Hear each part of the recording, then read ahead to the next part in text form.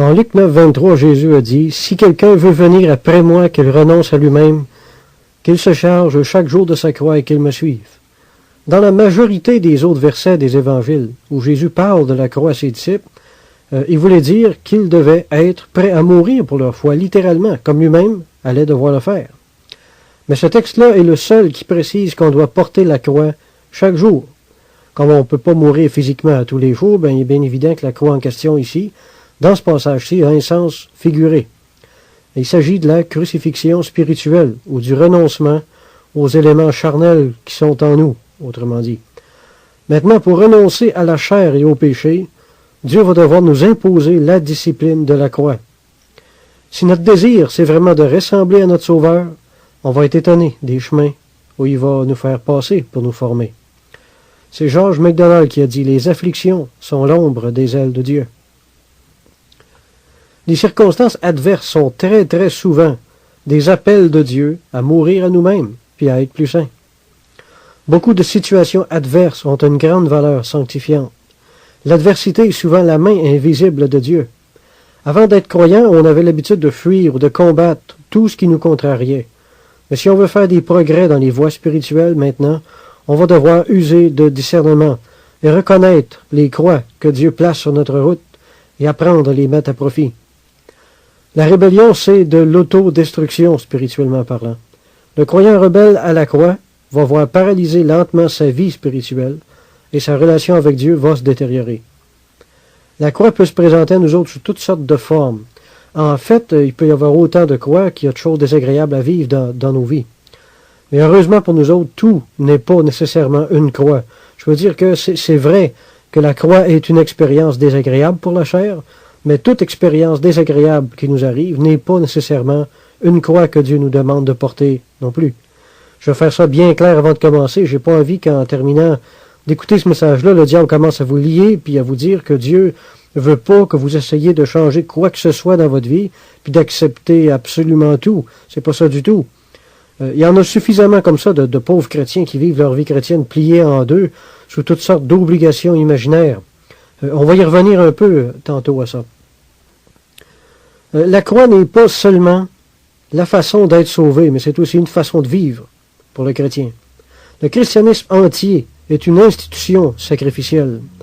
Regardez dans tous les domaines de la vie chrétienne que vous voudrez, la volonté de Dieu implique toujours des sacrifices. La croix travaille de deux façons. Premièrement, elle travaille à nous faire renoncer à faire notre volonté charnelle. Deuxièmement, elle travaille à nous faire accepter d'accomplir celle de Dieu. Il y a toujours une croix derrière la volonté de Dieu. S'il n'y en a pas, posons-nous des questions. Si on croit qu'on est dans la volonté de Dieu, puis qu'on trouve tout facile, là, bien posons-nous de sérieuses questions. Notre chair trouve graduellement la mort sur le chemin de la volonté de Dieu. En tout cas, ça devrait être comme ça que ça marche. Dieu bénit le croyant spirituellement, mais pour ça, Dieu va être souvent obligé de maltraiter sa chair, par exemple. En Psaume 105, 17, 19, il est écrit « Il envoya devant eux un homme, Joseph, fut vendu comme esclave. On serra ses pieds dans les liens, on le mit au fer jusqu'au temps où arriva ce qu'il avait annoncé. » Dieu aurait pu envoyer Joseph en Égypte d'une autre façon que ça, vous pensez pas?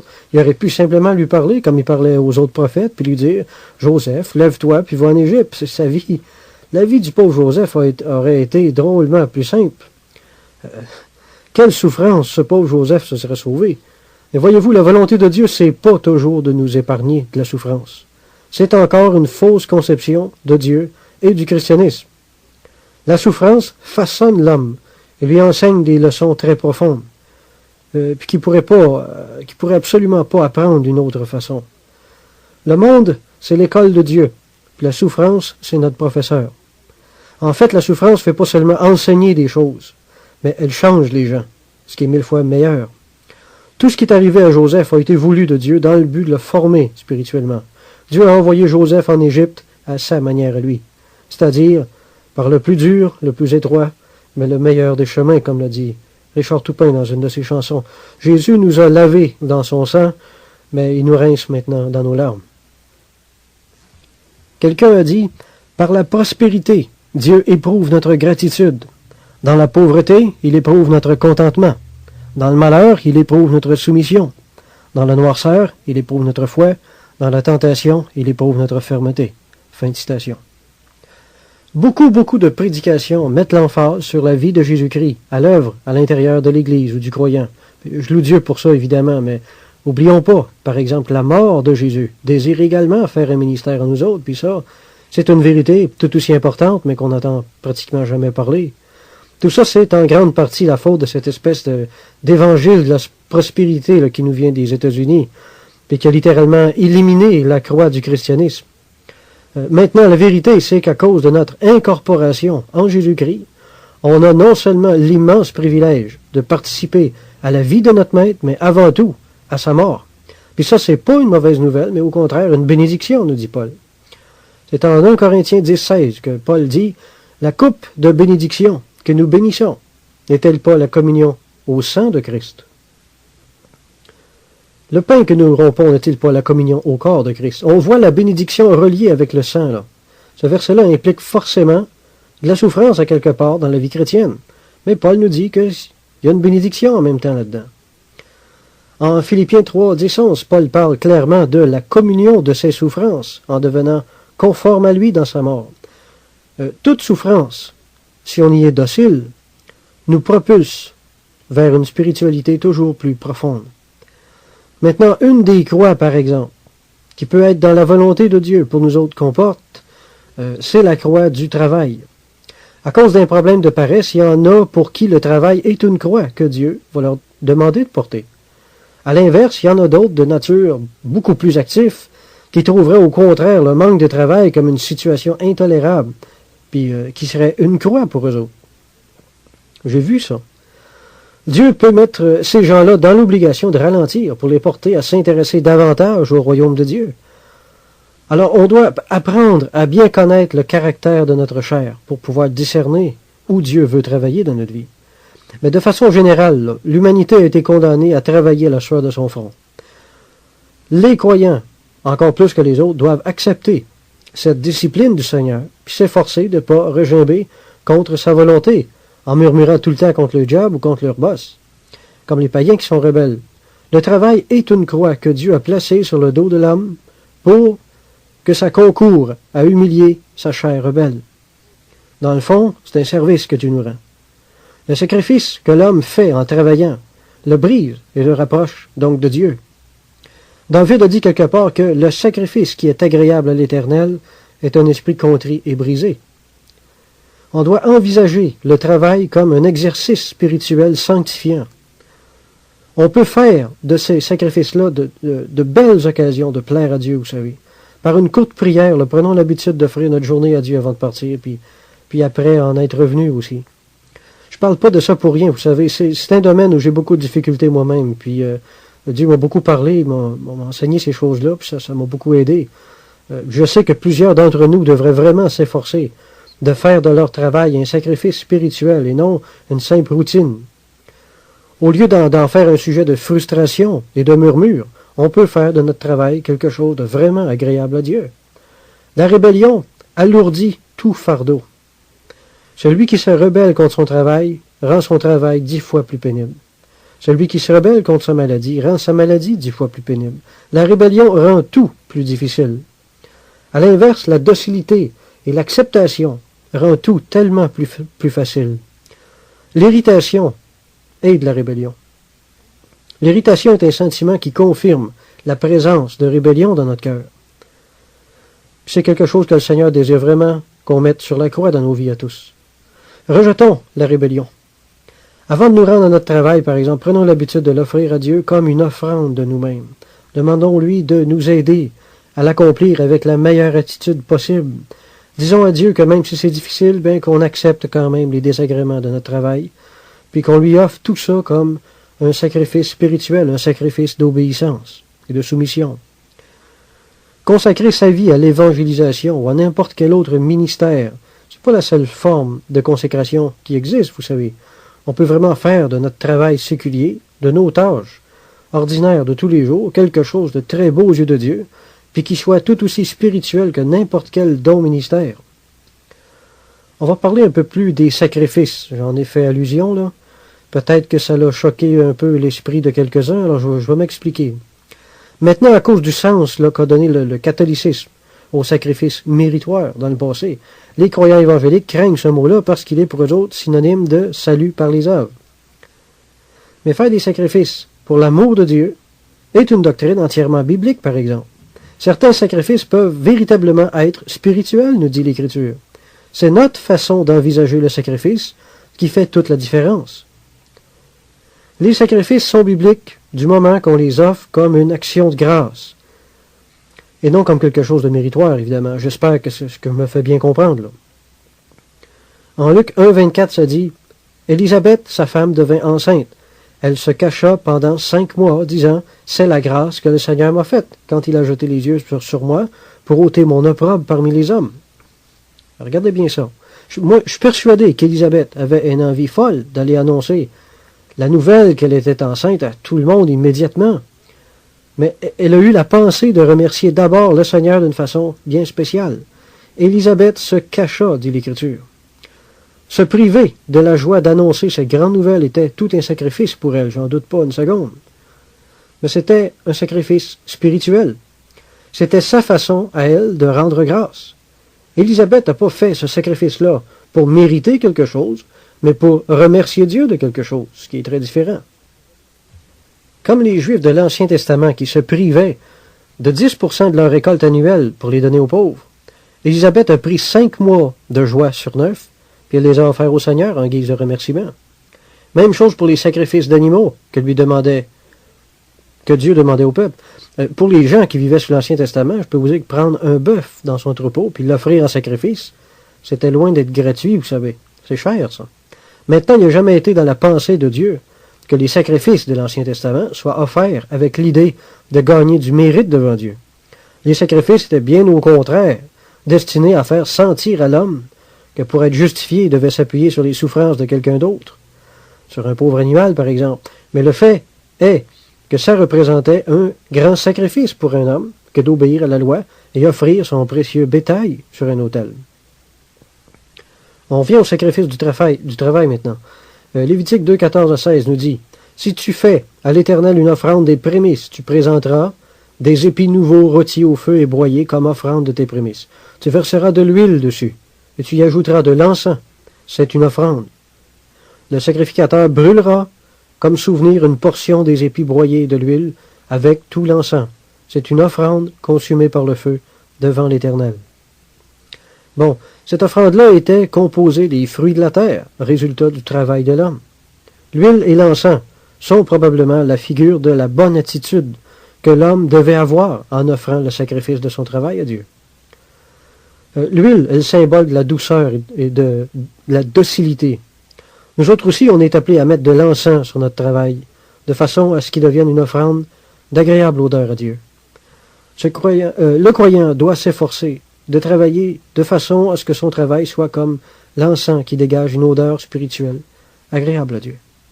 En parlant du travail, encore, Paul a dit en Éphésiens 6, 7, « Servez-les avec empressement comme servant le Seigneur et non des hommes. » Paul nous rappelle ici qu'on doit envisager notre travail séculier, non comme une tâche ordinaire, mais bien comme un véritable service divin. Toute tâche peut devenir un sacrifice et un parfum devant Dieu, s'il est fait dans cette optique-là et accompli de bon cœur. En Hébreux 13, 16, la Bible emploie l'expression « sacrifice spirituel ». Un sacrifice ordinaire, c'est une souffrance qu'on s'impose nous-mêmes pour se mériter quelque chose. Un sacrifice spirituel, c'est une souffrance que Dieu nous demande d'accepter volontairement par amour pour lui et qu'on lui offre. La différence est énorme. Cette notion-là de sacrifice spirituel est liée au christianisme tout entier, dans le fond. Là, je reviens un peu à ce que je disais au début. Il ne faudrait pas non plus tomber dans le piège de l'ennemi, encore une fois, puis se mettre à croire, par exemple, que votre présent travail, ou que tout ce qui est douloureux dans votre vie, pesant et lourd, vient de Dieu, et puis qu'on est obligé de le supporter. L'ennemi peut prendre un réel plaisir à nous écraser sous le fardeau d'un sentiment d'obligation à porter notre croix, entre guillemets, alors qu'il ne s'agit même pas d'une croix, des fois, que Dieu nous demande de porter.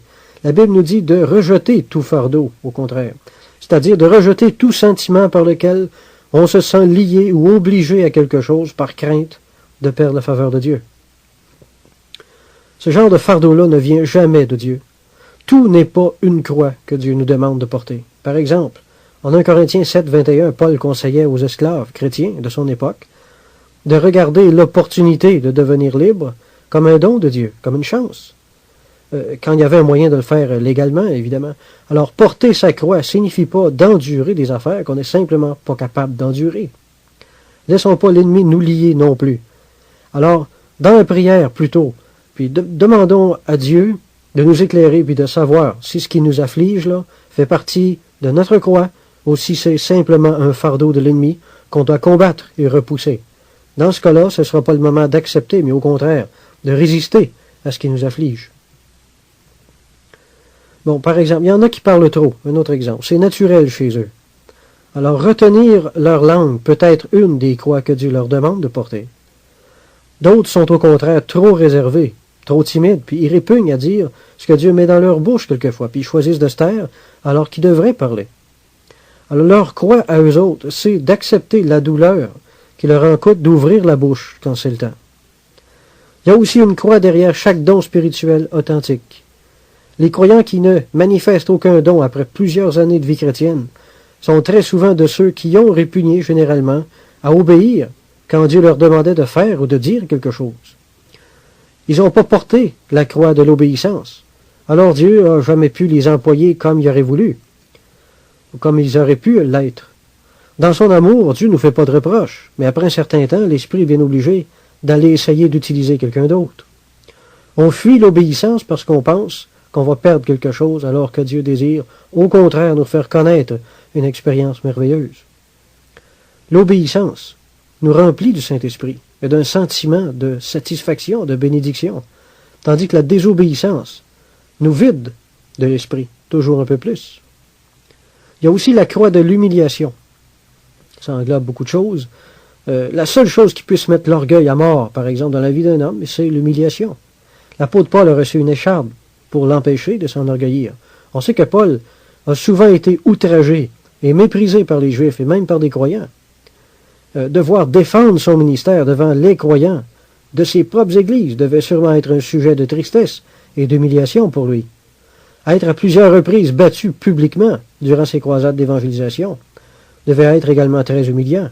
Être jeté en prison, traité comme un malfaiteur, comme un rebut. Lui qui avait l'honneur d'avoir une citoyenneté romaine devait aussi être très humiliant, cette situation-là. Lui qui était auparavant un membre respecté du grand Sanhédrin, un homme admiré par toute sa communauté, puis maintenant ses propres confrères ne le reconnaissaient même plus, puis tentaient même de le tuer. Toutes ces choses-là, additionnées les unes aux autres, devaient sûrement avoir un effet très humiliant dans sa vie tout entière. Mais Paul nous dit que ces choses multipliaient la grâce de Dieu dans sa vie. Il faut qu'on réalise que tout ce qui est humiliant pour la chair est toujours bon pour le spirituel. Il y a aussi une croix sous le ministère. En 2 Corinthiens 11, 21, Paul a encore écrit « J'ai été dans le travail et dans la peine, exposé à de nombreuses veilles, à la faim et à la soif, à des jeûnes multipliés, au froid et à la nudité. » Bon, toute souffrance qui fait partie de notre service pour le Seigneur fait fonction de croix et met notre chair à mort. Le jeûne, par exemple, accomplit une œuvre aussi d'humiliation et d'affaiblissement de la chair. Cet affaiblissement-là rend le croyant plus sensible à la grâce et plus réceptif à la douce voix de l'Esprit. Le jeûne peut servir à accroître notre docilité, notre soumission envers la volonté de Dieu dans une situation donnée. En Philippiens 2,17, Paul a écrit « Je sers de libation pour le sacrifice et pour le service de votre foi. » Son ministère était un sacrifice, nous dit-il. Et il ne s'arrête pas là. Il ajoute « Même je m'en réjouis. » Chez les païens, la libation est une sorte de sacrifice. Le type qui offrait une libation se plaçait devant un autel, il prenait une coupe de vin ou de lait, il en prenait une petite gorgée, puis il versait le reste par terre devant son Dieu. Bon, à mon sens, quand Paul disait qu'il servait lui-même de libation, je pense qu'il voulait dire qu'il vivait très peu pour lui et qu'il se sacrifiait beaucoup pour l'Église. Il voulait dire que d'un point de vue humain, ses dépenses d'énergie pour le royaume de Dieu étaient beaucoup plus grandes que ses résultats en réalité. À beaucoup de reprises, quand Paul entrait dans une ville, vous savez, il prêchait à une foule. Là, il se faisait persécuter puis il quittait la ville souvent avec seulement une famille qu'il avait amenée au Seigneur. Tout le ministère de Paul évoluait sous le principe de la libation. Nous autres aussi, quand on calcule les efforts, le renoncement, l'argent, puis le travail qu'on met des fois à l'œuvre de Dieu, puis qu'on les compare avec les résultats qu'on a, des fois on a envie de tout flanquer ça là, pas vrai?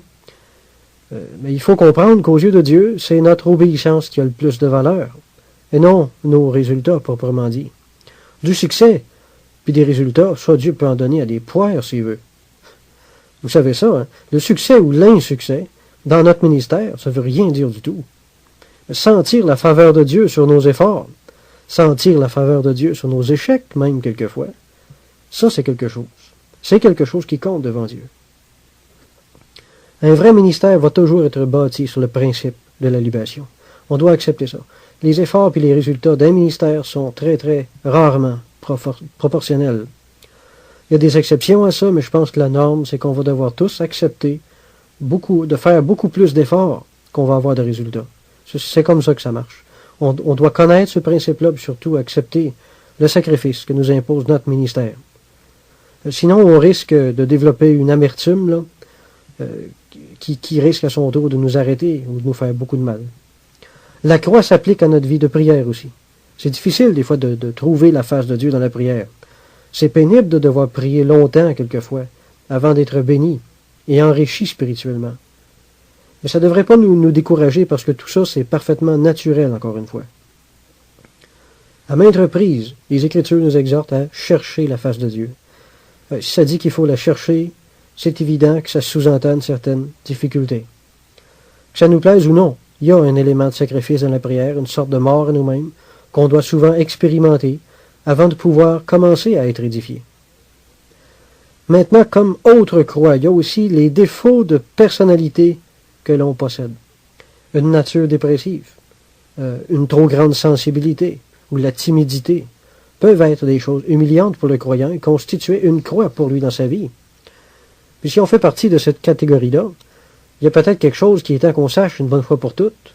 Dieu ne nous a jamais promis de restaurer notre chair, mais au contraire de la détruire, selon 2 Corinthiens 4,16. La timidité est vraiment une croix à porter pour celui qui l'est, il le sait bien. Il faut toujours combattre ça partout où on va. Les gens la remarquent quand même, ça nous humilie. Mais finalement, ça nous sanctifie parce que c'est une loi dans le royaume de Dieu. Dieu donne de la grâce aux humbles. Comme on peut voir, il y a une multitude de choses puis de situations qui peuvent constituer une croix pour le croyant. Laissez-moi en nommer encore quelques-unes là, bien rapidement. Ça peut être certains croyants avec lesquels on a incompatibilité de caractère dans l'Église. Dieu peut nous demander de porter la croix de nos différences, puis à travers ça, nous rendre plus conciliants et plus ouverts d'esprit. Appartenir à une Église locale qui ne fonctionne pas exactement comme on souhaiterait peut faire partie de la croix que Dieu nous demande de porter aussi. Ne pas avoir de conjoint est une lourde croix à porter pour certains célibataires. Ou en avoir un qui a un caractère très différent du nôtre, ça peut être une autre croix. Notre patron ou les gens avec qui on travaille peuvent aussi avoir un effet mortifiant. Être pauvre peut être difficile à accepter également et constituer une croix pour quelques-uns. Le fait que Dieu nous ferme les portes et nous empêche d'entrer dans le ministère trop tôt peut être une autre croix. Être soumis à nos parents, si on est un enfant. Aller à l'école, avec toute la soumission que ça implique à différents niveaux, est une croix que les enfants, croyants, ont à porter. Être soumis à notre mari, si on est une femme mariée, c'est une croix. Être enseignable vis-à-vis de notre femme en tant que mari, tout ça, c'est des croix que les chrétiens ont à porter. Résister à la tentation, c'est une autre croix. Les différentes situations, les circonstances adverses qui nous irritent, sont des croix aussi en réalité, etc., etc., etc. En fait, la liste n'a pas de fin. Tout dépend de notre situation personnelle. On va s'attarder maintenant un peu sur la croix du mariage. Le mariage, surtout dans les premières années, implique de nombreuses frustrations. L'être humain est sous plusieurs rapports semblables à un compresseur d'air. Il refoule des tas de choses qu'il va falloir tôt ou tard évacuer, d'une façon ou d'une autre. Mais beaucoup de jeunes couples évacuent leur frustration de la mauvaise façon, ce qui se traduit souvent en querelle, en colère, en violence même, en séparation ou en divorce. La frustration est toujours charnelle, peu importe les raisons qui l'ont provoquée. Il faut savoir ça. Un croyant qui se marie un peu vieux, puis qui est habitué à vivre dans le célibat, va vivre encore plus de frustration à l'intérieur de sa nouvelle vie de couple. Il faut pas se faire d'illusions. La frustration doit être vaincue de la même façon que tout le reste dans la vie du chrétien, c'est-à-dire par la crucifixion, ou plus précisément par un renoncement à l'égoïsme en nous qui a causé la frustration et par un changement d'habitude de vie. Accepter de mourir à nous-mêmes par amour pour notre conjoint, c'est à ça que Dieu nous appelle. Il est bien évident que les deux conjoints doivent porter leur croix dans ce sens-là s'ils veulent pouvoir devenir une seule chair et avoir un mariage heureux. Pour rester ensemble, entre guillemets, ça en prend un des deux qui se renonce. Mais pour avoir un mariage heureux, il faut que les deux acceptent de se renoncer. S'il y en a juste un des deux qui porte sa croix, les difficultés de l'autre vont doubler, c'est mathématique. Il va se ramasser avec deux croix à porter au lieu d'une. Puis deux croix à porter, il n'y a personne qui peut faire ça facilement. Ça risque toujours de devenir une occasion de chute. Réalisons ça. Alors il est extrêmement important que les deux conjoints portent leur propre fardeau, comme dit l'Écriture. Le mariage implique forcément du renoncement, par lequel on est appelé à changer puis à s'adapter. C'est comme ça qu'on devient une seule chair. Passons les intérêts de notre conjoint avant les nôtres autant que possible, autant qu'on peut. Si on refuse d'accepter l'élément de sacrifice qu'il y a dans le mariage, on peut être sûr que notre mariage ne marchera pas. L'homme fait fonction de papier sablé pour la femme, puis la femme fait fonction de papier sablé pour son mari. Quand on veut ajuster deux pièces de bois ensemble, c'est un peu ça qu'il faut faire. C'est comme ça qu'on devient une seule chair. Puis il n'y a jamais eu aucun couple au monde là, qui a réussi à devenir une seule chair la première journée de leur mariage. Hein? Il n'y a rien que dans les films qu'on voit ça. Le mariage, c'est l'union de deux personnes qui ont pris l'engagement de travailler à renoncer à eux-mêmes pour l'autre, à chaque fois que ça va être nécessaire en cours de route. Si les conjoints refusent de porter leur croix, c'est pas un mariage qu'on a, mais deux égoïstes frustrés qui vivent ensemble dans la même maison. Autrement dit, c'est une bombe à retardement. Notre bonheur en mariage dépend pas seulement de la personne qu'on choisit, mais surtout du pourcentage de nous-mêmes qu'on est prêt à sacrifier pour l'autre. Les conjoints vont devoir renoncer à certaines habitudes de vie ou les modifier pour ressembler plus à l'autre. Si les deux conjoints font les ajustements qu'il faut, eh bien, au fil des années, la femme va ressembler de plus en plus à son mari, puis le mari va ressembler de plus en plus à sa femme. Ils vont même emprunter certains traits de caractère l'un de l'autre, certains goûts, certains intérêts. Ils vont emprunter la même façon de voir les choses dans plusieurs domaines. Ils vont apprendre à fonctionner ensemble. C'est ça, devenir une seule chair. Pour vivre ensemble, on est obligé de changer ou d'exploser. C'est la stricte vérité. J'aimerais ça vous mentir, j'aimerais ça que ça soit plus facile, mais devenir une seule chair, c'est au moins 10 ans de travail au départ. Ceux qui projettent de se marier sont mieux de se rentrer ça dans la tête tout de suite, parce que c'est comme ça que Dieu a fait les choses. Il y a toujours certains défauts de fabrication là, dans le caractère de notre conjoint, des choses qui nous contrarient et qui nous irritent. L'ennemi de Dieu adore nous souligner les défauts de notre conjoint. Je suis convaincu que de nombreux démons font même ce travail-là à plein temps dans les foyers aujourd'hui. Leurrons-nous pas. Il n'y a pas seulement le Saint-Esprit qui exerce un ministère dans la vie des chrétiens. Les démons en exercent un aussi. Mais plus on va avancer dans les réalités du royaume de Dieu, plus les défauts de caractère de notre conjoint vont devenir des détails négligeables. Ils vont perdre de l'importance, puis on va se sauver bien des querelles stupides. Apprenons à maturer, puis à ne pas accorder une importance exagérée à des choses qui n'en ont pas tant que ça en réalité. Il n'y a rien de plus beau que le mariage, quand on se donne la peine de souffrir un peu pour le rendre agréable. C'est mon expérience personnellement, puis je prie de tout cœur que ça devienne la vôtre un jour également, si ce n'est pas déjà fait. Le but ultime du christianisme, c'est de nous rendre semblables à Dieu. Et le mariage est, entre les mains de Dieu, un outil de sanctification de premier choix. Il n'y a pas de meilleur endroit que les cadres du mariage pour développer en nous les qualités de Dieu. Que ce soit la patience, le pardon, le renoncement de soi, l'amour inconditionnel, puis toutes les autres vertus de Dieu, il n'y a pas mieux que le mariage pour nous aider à développer ça. Avez-vous déjà pensé à ça? On apprend très exactement à être avec notre conjoint ce que le Christ est présentement avec son Église. Le but ultime du mariage est donc de rendre l'homme et la femme semblables à Dieu, plus semblables à Dieu. En acceptant les contraintes du mariage, on devient forcément de meilleurs êtres humains. Le mariage est le meilleur terrain d'entraînement pour atteindre la sanctification, la sainteté. Le mariage est la première institution de Dieu sur la terre. puis même si beaucoup ne seront pas d'accord avec moi, je crois sincèrement que par le mariage, Dieu peut sanctifier les croyants plus que n'importe quoi d'autre, même plus que leur vie dans l'Église. On va changer de sujet un petit peu. J'ai dit tantôt que la dépression était aussi une croix. Mais on va parler maintenant des bienfaits qui peuvent ressortir de la dépression. Là, je suis sûr que je viens d'avoir l'attention de quelques-uns. Comment quelque chose de bon peut-il sortir d'une dépression? Vous allez dire, laissez-moi vous en parler. Beaucoup d'auteurs ont écrit des livres sur la victoire sur la dépression. La victoire sur la dépression. On nous décrit les causes, premièrement, puis les misères du pauvre dépressif, comme s'il ne les savait pas déjà. On essaie de lui donner l'espérance qu'il peut redevenir comme avant, puis on lui dit que Dieu peut et veut le délivrer de son état, puis le ramener comme avant. On ne dit pas qu'on ne doit pas essayer, qu'on ne doit pas avoir l'espérance d'aller mieux. Au contraire, c'est possible de remonter la pente dans une certaine mesure. Mais il faut être réaliste aussi. Je veux dire, l'Écriture dit, un espoir différé rend le cœur malade. Quand on croit en quelque chose que Dieu ne nous a pas promis, on risque d'être très amèrement déçu. Je ne dis pas qu'on ne devrait pas chercher la guérison. Ça se peut que Dieu veuille faire éclater sa puissance en nous guérissant de ça. J'ai déjà vu ça. C'était miraculeux, c'était merveilleux. Mais c'est des exceptions. La plupart du temps, on va devoir accepter notre croix, puis accepter le fait qu'il va falloir lutter contre cette faiblesse de caractère-là toute notre vie. Si malgré nos luttes pour mener une vie normale, on n'arrive pas à avoir une victoire complète sur la dépression, on ne doit pas s'alarmer. Parce que tout ce qu'on ne peut pas changer fait partie de la volonté de Dieu. Je pense que la plus grande faiblesse de beaucoup de ces livres-là qui parlent de la victoire sur la dépression, c'est d'ignorer la souveraineté de Dieu dans la vie des gens et l'œuvre de la croix, surtout. C'est quelque chose de fondamental que ces auteurs-là ne comprennent pas, souvent.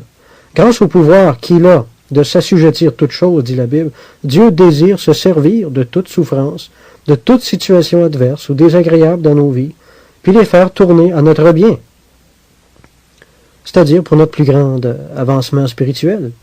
Dieu se sert toujours du mal que le diable ou les gens méchants nous font pour nous enseigner les plus précieuses et les plus enrichissantes leçons. J'ai remarqué que ce que beaucoup de ces livres-là ont en commun, c'est que très souvent, ils ont été écrits par des gens qui n'ont jamais vraiment connu eux-mêmes la dépression dans leur vie. Je ne reproche pas à ces auteurs-là d'essayer de soulager la souffrance des gens dépressifs. Au contraire, je trouve qu'il n'y a pas d'action plus noble sur Terre que de soulager la souffrance. Mais on remarque que beaucoup d'auteurs regardent seulement la dépression d'un point de vue humain. Puis c'est tout. On ignore le côté souverain de Dieu. J'en suis un dépressif moi-même. J'ai fait un burn-out, puis je vais vous en parler de dépression. Je vais vous parler surtout de ses effets positifs. Premièrement, l'état dépressif n'est pas un état aussi anormal qu'on pense. Quand on lit le livre de l'Ecclésiaste, par exemple, on ne peut pas échapper à l'impression que ce livre-là a été écrit par une personne en pleine dépression. Le livre de l'Ecclésiaste nous enseigne clairement qu'il y a une relation très évidente entre la dépression et la sagesse. Ecclésiaste 1,18 nous dit « Car avec beaucoup de sagesse, on a beaucoup de chagrin. Celui qui augmente sa science augmente sa douleur. » Si la vie entière, avec tout ce qu'elle contient, n'est que vanité, comme dit l'Écriture, puis qu'on réalise vraiment ça, est-ce que c'est encore logique d'être aussi gai et joyeux? Il y a une certaine logique dans la dépression. Celui qui augmente sa sagesse augmente son chagrin. On dit souvent que quelqu'un de dépressif, c'est quelqu'un de négatif. C'est vrai. Mais je pense qu'il y a une bonne dose de négativisme, de négatif, dans la sagesse. Il y a une grande logique et une grande sagesse dans le négativisme. Il n'y a qu'à lire l'Ecclésiaste, encore une fois, pour s'en rendre compte. Pour Salomon, qui est l'auteur du livre en question, être négatif était simplement être réaliste. On vit dans un monde où les afflictions, les déceptions, la pauvreté, la tristesse, les blessures, la maladie, la mort, la guerre règnent, mes amis. Alors les gens qui s'efforcent toujours de voir seulement le bon côté des choses dans la vie, se ferment en fait les yeux sur la majorité des réalités qui se passent autour d'eux autres.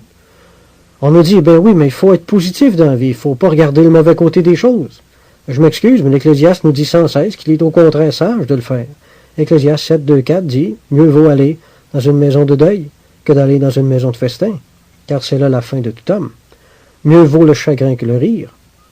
Le cœur des sages est dans la maison des deuils, et le cœur des insensés dans la maison de joie.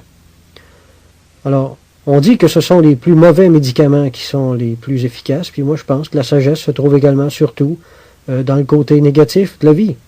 Je pense que si on veut être honnête, on va être obligé d'admettre que Dieu nous parle bien plus souvent quand on souffre que quand on rit.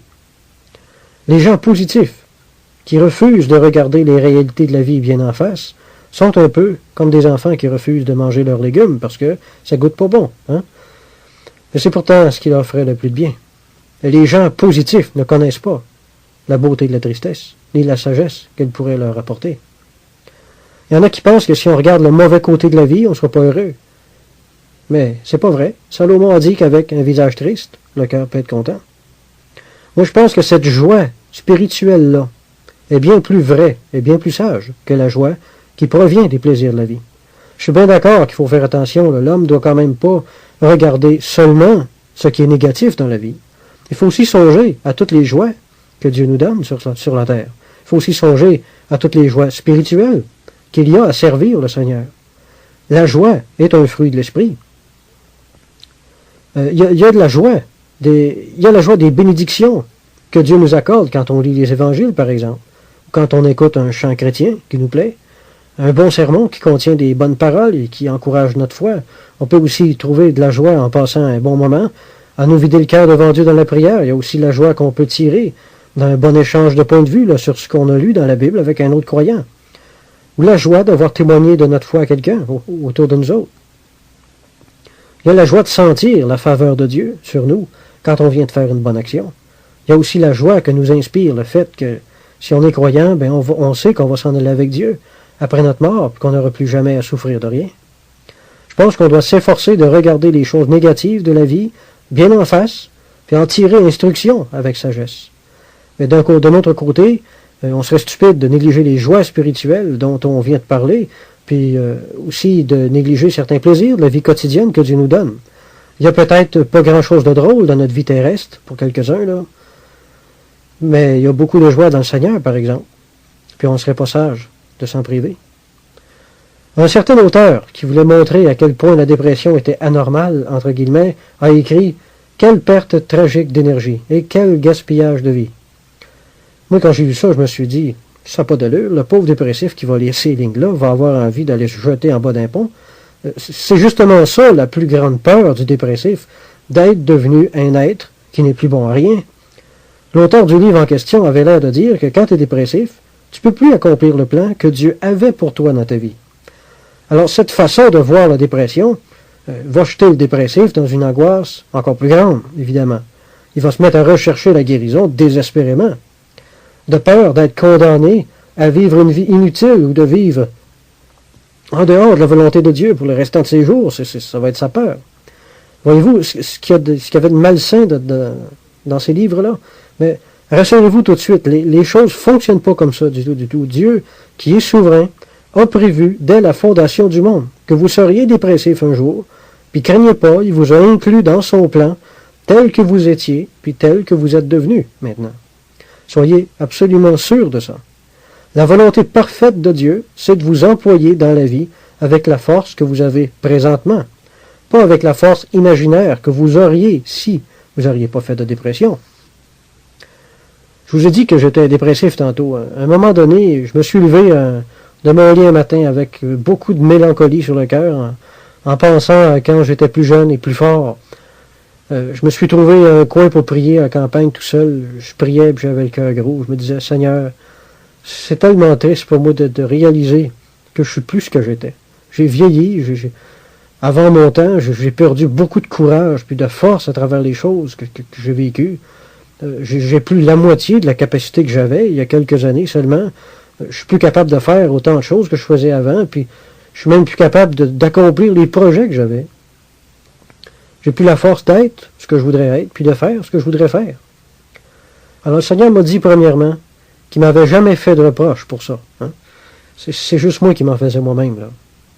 Puis il m'a fait comprendre que le fait de perdre des plumes dans la vie, ça faisait partie de l'expérience humaine.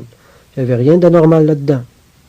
Il m'a fait réaliser que s'il y avait des choses que je faisais quand j'étais plus jeune, puis que je n'étais plus capable de faire aujourd'hui, par contre, il y avait un paquet de choses que je comprenais aujourd'hui, puis que je n'étais pas capable de comprendre quand j'étais jeune. Quand j'étais jeune, comme tous les jeunes chrétiens, j'avais peut-être beaucoup de zèle puis beaucoup de force, mais pas beaucoup d'intelligence pour aller avec. Hein? Dieu nous fait ralentir pour nous rendre moins superficiels. Alors les choses qu'on considère comme des pertes peuvent être des gains dans le royaume de Dieu. Très souvent, c'est le cas. C'est dur pour l'orgueil d'être réduit à la faiblesse. C'est pour ça qu'on lutte tant contre la dépression, je pense. Alors acceptons les épreuves humiliantes parce que c'est par elles que Dieu nous rend plus sages, plus profonds et plus saints. Le plan de Dieu n'est pas infirmé quand ses serviteurs sont devenus faibles ou qui sont imparfaits. Le plan parfait de Dieu a été conçu pour fonctionner avec des gens imparfaits et faibles, qu'on est tous dans le fond. Alors faites pas de névrose, de culpabilité si vous êtes dépressif parce que vous n'avez pas l'efficacité que les autres semblent avoir ou pensent avoir, parce que tout ça c'est bien relatif dans le Seigneur. Quand on est plus faible, Dieu nous demande des choses plus petites. Ce qui ne veut pas dire que ces choses-là ont moins de valeur à ses yeux. L'histoire montre que tout petit geste ou que toute petite parole ont changé. Des choses énormes des fois. C'est l'apôtre Paul qui faisait remarquer à l'église de Corinthe, « Considérez, frères, que parmi vous qui avez été appelés, il n'y a pas beaucoup de puissants. Mais Dieu choisit les choses faibles. » 1 Corinthiens 2, 26. Des fois, Dieu utilise la force, oui, mais il n'y en a pas besoin. Dieu peut faire davantage avec la faiblesse du faible. Le faible agit moins, mais il est plus sage, donc plus efficace. Quand une personne a beaucoup de morale, beaucoup de force, eh bien, ça va naturellement l'amener à faire beaucoup de choses aussi. Il veut se dépenser. Mais l'Ecclésiaste a écrit, s'il y a des vanités dans la multitude des songes, il y en a aussi dans beaucoup de paroles. C'est un principe qu'on peut appliquer un peu partout, dans toutes les choses qu'on fait dans notre vie. Beaucoup de croyants font des choses que Dieu leur a jamais demandées. Poussés par leur propre tempérament, ils partent souvent de leur propre chef, dans toutes sortes d'œuvres, en espérant que Dieu bénisse leur entreprise, alors qu'il les a jamais vraiment envoyés. Moi, je me dis, à quoi ça sert de tant travailler si Dieu n'est pas avec toi? À quoi ça te sert ta force? Sinon, à perdre ton temps. Moi, quand je me suis mis à vieillir un peu, la force de caractère qui avait accompagné ma belle jeunesse a commencé à disparaître aussi. Maintenant, il y a bien des choses que les gens autour de moi dans l'Église aimeraient me voir faire. Beaucoup de choses auxquelles ils aimeraient que je participe. Mais j'ai réalisé que dans mon état, de la force, j'en avais plus à gaspiller. Alors aujourd'hui, je ménage mes forces pour toutes les choses, pour les choses dont je suis à peu près sûr là, que Dieu me demande. Voyez-vous, ma faiblesse m'oblige à ne faire que la volonté de Dieu dans ma vie, ou m'efforcer en tout cas de ne faire que ça. Je suis obligé de travailler uniquement là où Dieu me donne une grâce évidente, parce que j'ai plus la force, comme quand j'étais plus jeune, de travailler là où la grâce de Dieu était pas là pour me soutenir, et pas là pour me soutenir. Alors quand on y songe, la dépression a effectué un brisement positif dans ma vie, puis ça peut être votre expérience. Ça va sûrement être votre expérience aussi, si vous la comprenez bien. Parmi les choses négatives, entre guillemets, qui a produit la dépression, un auteur a écrit « Les gens atteints de dépression perdent souvent confiance en leur habileté. » Fin de citation. Mais pour un chrétien, c'est pas nécessairement mauvais, ça non plus, vous savez. La sagesse est souvent là où on ne s'attend pas de la trouver. Songez-y un peu. Perdre confiance en ses habiletés. Est-ce que c'est pas là que le Seigneur veut nous amener tous? Tant qu'on ne sent pas notre besoin de Dieu dans tous les domaines de notre vie, qu'est-ce qu'on fait d'habitude, hein? On y va par notre propre force, puis on fait ou on dit des bêtises. C'est la pure vérité. Mais la perte de confiance en nous-mêmes nous porte à nous appuyer sur Dieu, toujours de plus en plus. Alors c'est positif. En disant à ses disciples, « Sans moi, vous ne pouvez rien faire », est-ce que Jésus n'était pas justement en train de faire exactement ça? Les amener à cesser à se confier en eux-mêmes? À leur enlever cette confiance en leur habileté? Afin qu'ils puissent servir Dieu plus efficacement. On voit tout au long de l'Évangile que l'apôtre Pierre, par exemple, était un homme qui se sentait très fort dans la foi. « Jamais je vais t'abandonner, Seigneur, jamais je vais te renier, je suis prêt à mourir pour toi. » Vous vous souvenez de l'histoire, hein? Dieu l'a fait passer par une situation qui a brisé cette confiance en lui-même-là. Quand notre Pierre a vu qu'il avait renié le Seigneur 3 fois en 2 minutes, il a réalisé combien il était faible. Puis le brisement de sa confiance en lui-même a été une grande étape dans sa vie spirituelle, pas une perte. Il n'y a rien de mal à perdre confiance en ses capacités, si ça nous porte à nous confier en celle de Dieu, évidemment.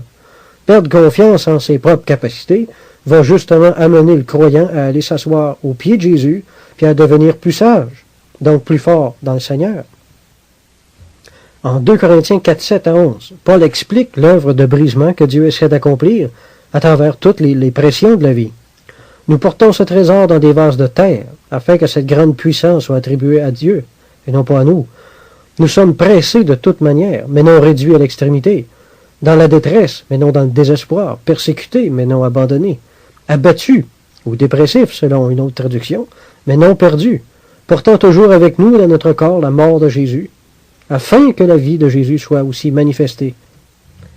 Alors le brisement de la confiance en soi-même est une des leçons les plus importantes que Dieu peut nous apprendre, mais que très peu de croyants, à part ceux qui ont fait des burn-out, réussissent à apprendre souvent.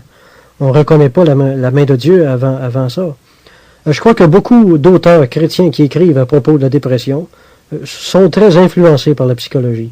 Mais moi, je pense qu'il faut faire bien attention aux valeurs que la psychologie moderne a essayé de nous passer. Je ne condamne pas en bloc les découvertes de la psychologie. Je sais que la psychologie a apporté beaucoup de réponses et fait du bien à beaucoup de gens.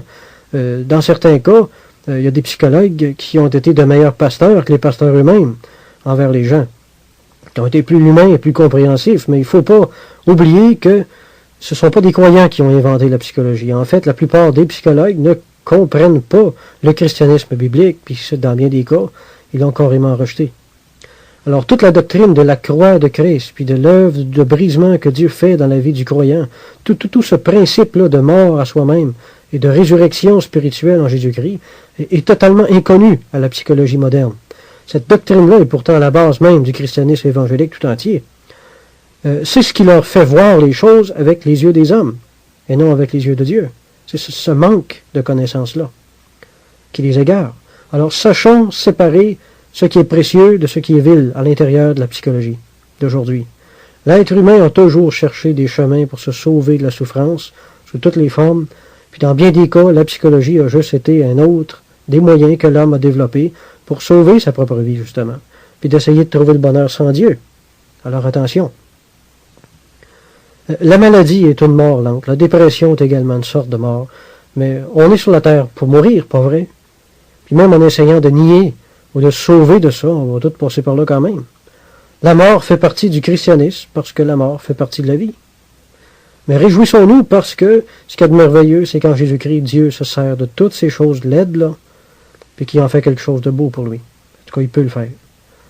Je veux faire une parenthèse ici. Si Dieu se sert de la souffrance là, est-ce qu'on fait bien de chercher à la fuir par des médicaments? Je pense que quand on souffre, on ne devrait jamais perdre la foi dans le fait que Dieu est en train d'accomplir quelque chose de sanctifiant en nous autres, même si on ne la comprend pas sur le moment. Deuxièmement, je pense que c'est aussi Dieu qui permet à la science de découvrir des médicaments qui permettent de soulager la souffrance. Il n'y a pas vraiment de contradiction, vous allez comprendre. La Bible dit mais lorsqu'il afflige, il a compassion selon sa grande miséricorde. Ailleurs, la Bible dit, il fait la plaie et il la bande, et il blesse et sa main guérit. Job 5, 18. Comprenez-vous l'idée? Dieu ne veut pas nous épargner toute souffrance, mais il ne veut pas non plus nous laisser sans consolation et sans soulagement au milieu d'elle non plus. Alors, si vous avez besoin de prendre des médicaments, prenez-en. Personnellement, je ne suis pas obligé de prendre des médicaments très forts pour la dépression, mais je ne condamne pas du tout ceux qui sont obligés d'en prendre pour de vrai régulièrement, j'en connais. Il y en a qui voient un chrétien qui prend des médicaments comme ça, puis qui sont tous scandalisés, puis qui disent, voyons donc, tu n'as pas besoin de ça, tu as le Seigneur. Où c'est qu'elle est ta foi? Arrête de prendre ça. Hein? Je vous dis qu'il ne faut pas connaître grand-chose, parler de même. Dis-moi donc, pourquoi tu portes des lunettes, toi, si tu as tant de foi que ça? Jésus a guéri des aveugles. Pourquoi tu ne te mets pas ta foi dans le Seigneur, puis qu'il guérisse ta vue? Hein? Moi, je trouve ça ridicule que tant de croyants pensent qu'être dépressif, c'est un état normal pour un chrétien. Puis d'essayer de leur faire croire qu'ils sont quasiment en train de vivre en état de péché parce qu'ils sont dépressifs, ou parce qu'ils prennent des médicaments pour se sentir un peu mieux. Les médicaments aident à soulager le dépressif du fardeau moral qui l'accable. Il n'y a rien de mal là-dedans. Au lieu de critiquer le dépressif, demandez-vous donc si vous avez rempli vos devoirs envers lui dans le passé. Hein? Selon l'Écriture qui dit de porter les fardeaux les uns des autres. Si les chrétiens autour de lui avaient fait leur job dans ce sens-là, quand c'était le temps, ils n'en seraient peut-être pas rendus là aujourd'hui. Alors, en conclusion de tout ce qu'on vient de dire, en tant que croyants, moi je dis, soyons pas trop rapides à fuir les croix dans notre vie, parce que c'est le seul endroit où on va pouvoir enfin trouver la vraie spiritualité, la vraie sagesse puis la vraie sainteté. En même temps qu'on essaie de sortir de l'adversité, ne négligeons pas de reconnaître et de discerner aussi l'enseignement de Dieu. En d'autres mots, quand Dieu permet qu'on tombe dans le fond d'un trou, mes amis, c'est parce qu'on a quelque chose à apprendre dans le fond de ce trou-là.